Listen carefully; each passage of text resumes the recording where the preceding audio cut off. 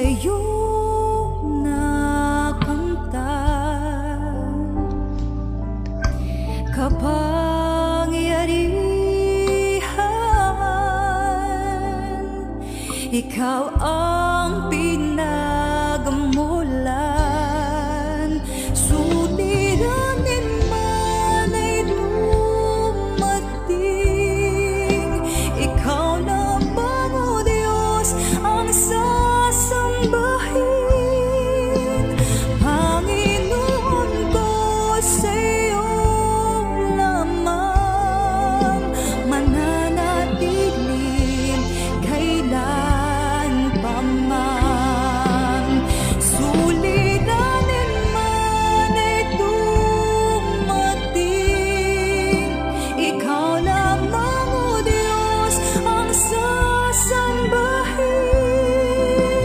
Panginoon ko, sa'yo lamang mananatili kailan pa man. Suliranin man ay dumating, ikaw lamang, O Diyos, ang sasambahin. Panginoon ko, sa'yo lamang mananatili kailan pa man. Mananatili kailan pa man. Mananatili kailan pa man.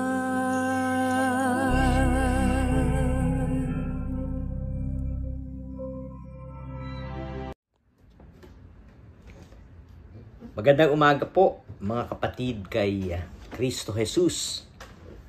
Ang pag-uusapan po natin sa umagang ito ay ang mahalagang pagkalikha sa atin ng Diyos bilang tao, at ano naman ba ang ating dapat na maging tungkulin upang mabigyang halaga ang pagkalikha niya sa atin. Ang teksto pong aking gagamitin ay hango sa Aklat ng Mga Awit, Kabanata 139, mga talatang 13 hanggang 16. At ganito po ang sinasabi: Ang anumang aking sangkap, ikaw, O Diyos, ang lumikha. Sa tiyan ng aking inay, hinugis mo akong bata. Pinupuri kita, O Diyos, marapat kang katakutan. Ang lahat ng gawain mo ay kahangahangang tunay. Sa loob ng aking puso, lahat ito'y nakikintal. Ang buto ko sa katawan ng iyon ay hugisin. Sa loob ng bahay bata, dooy iyong napapansin. Lumalaki ako roong sa iyo'y di nalilihim. Ako'y iyong nakita na, hindi pa man isinilang. Batid mo kung ilang taon ang haba ng aking buhay. Pagkat ito'y nakatitik sa aklat mo na talaan, patagal ng balangkas mong, ikaw lamang ang may alam. Naway maging pagpapala po ng Diyos ang pagkabasa natin ng kanyang banal na salita. Tayo po ay manalangin. Aming Amang nasa langit, purihin ka sa iyong kapangyarihan at kadakilaan. Tanggapin mo po ang aming pasasalamat sa napakaraming biyaya at pagpapala na walang sawa mong ginagawa at ipinagkakaloob mo sa amin sa araw-araw ng aming buhay. Salamat po, Panginoon, sa iyong pagmamahal, pagkalinga, pag-iingat at sa mga probisyon sa kabila ng aming maraming pagkukulang sa iyo. Patawarin mo po kami, Panginoon, sa aming mga pagsalangsang at gamitin mo ang iyong hamak na lingkod na maihayag ko at maibahagi ng malinaw sa bawat isa ang kaisipan at kapahayagan ng banal mong salita. Ang lahat ng ito ay dinadalangin ko sa matamis na pangalan ni Jesus naming Panginoon at tagapagligtas. Amen.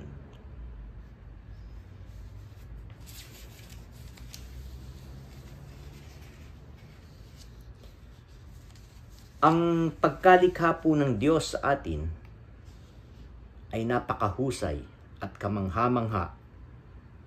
Sa kabila ng mayroong mga parte po ng ating katawan na sasabihin ko ay minsan ay mahina at may diferensya. Ngayong araw na ito, ikaw, ako ay nagising at masiglang bumangon mula sa ating pagkakahiga. Bumaba tayo sa kama ng maayos, hindi tayo nahulog, hindi tayo natalisod, at hindi rin nadapa.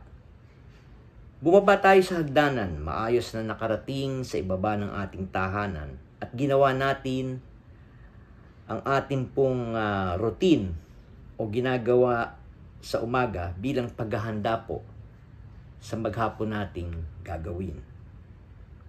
Humarap tayo sa salamin at nakita po natin ang ating magandang kabuuan magmula po ulo hanggang paa.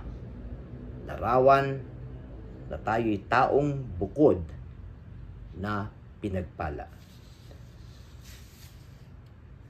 Ang wangis po natin kapuri-puring tingnan. Larawan ito ng kabanalan. Ngayon, nagawa po ba nating kilalanin at pasalamatan ang larawan ng Diyos na nasa atin at ang pong hininga na nasa iyo at nasa akin? Hindi ba natin ito pinasasalamatan at tayo humihinga? Tulad po ng sinabi ni Salmistang David, siya ay nakatagpo ng malaking kaaliwan at kaalaman na siya po ay nilalang ng Diyos. Napakaraming tao sa panahon ngayon ang wala pong pagtitiwala at ang bunga nito ay walang tamang pagpapahalaga sa sarili. Napakalaki po ng pangangailangan na maunawaan ng bawat isa sa atin ang ating halaga. Ano nga ba tayo sa paningin ng Diyos? Tayo po ay kaiba sa lahat ng kanyang nilikha. Hindi lamang tayo obra maestra ng Diyos, kundi ginawa pa niya tayong kawangis niya at ibinigay ang hininga na nagmula sa Kanya.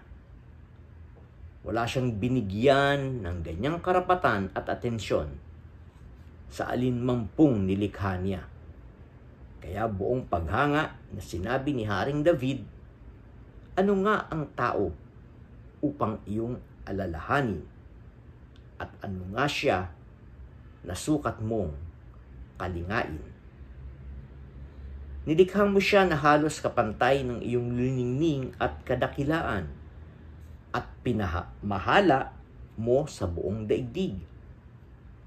Namangha na po si David dahil sa paglikha ng Diyos sa tao, subalit ang lalong hindi niya maunawaan ay bakit pa ito inaalala at pinagmamalasakitan ng Diyos.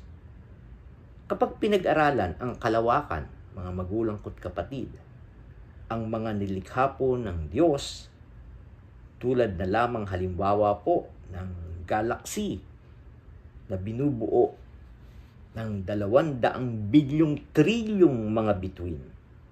Samantalang ang ating pong daigdig ay mayroon namang 100 hanggang 20 bilyong galaxies na tinatawag po natin itong Milky Way. Subalit,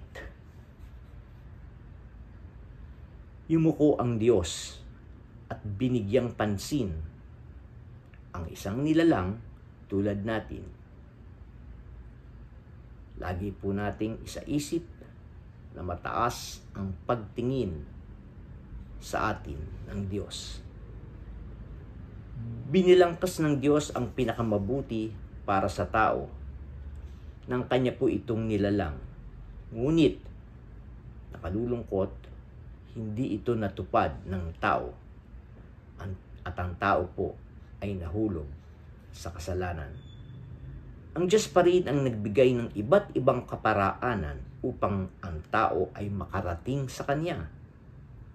Ngunit dahil na rin po sa katigasan ng loob ng tao, ay patuloy na pagmamatigas, hindi makaabot ang tao sa pamantayan ng Diyos. Muling ipinakita ng Diyos ang kahalagahan ng tao sa pamamagitan po ng pagtubos ng ating Panginoong Hesus sa atin. Hindi po sa ginto o pilak, kundi ng kanyang banal na dugo. Hindi ba nakamamangha ang ganoong pag-ibig? Wala siyang ibang naisin, kundi ang magandang buhay para sa atin at mabuhay tayo na may patutunguhan at layon. Walang padalos-dalos sa Kanya o aksidente man. Alam niya ang labas at loob natin, kahit na po mga kasalanan natin. Ganoon ang pagpapahalaga sa atin ng Hari ng mga hari at Panginoon ng mga Panginoon. Ang bawat tumanggap sa Kanya ay binigyan ng karapatang maging anak niya at kasamang tagapagmana ng Kanyang bugtong na anak. Nakita ba natin ang pagpapahalagang ito? Hindi na po tayo hampas lupa. Hindi na rin tayo isang pulubi o walang saysay na tao. Si Kristo mismo po ang nagsabi, "Hindi ko na kayong inaaring alipin, kundi kaibigan." Sabi nga po sa Ingles, "We are now somebody." Dahil kay Kristo Jesus at dahil doon sa karapatang iyon, ating pong pakatandaan na ito ay may kasamang malaking responsibilidad.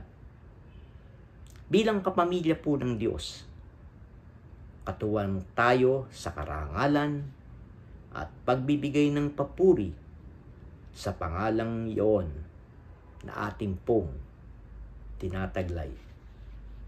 Bawat kaloob, bawat trabaho at paggalaw natin po sa lupang ibabaw ay may lugar sa kaharian ni Jesus. Hindi tayo dapat po matakot, bagkus magbigay tayo ng pugay at pagsamba sa Kanya.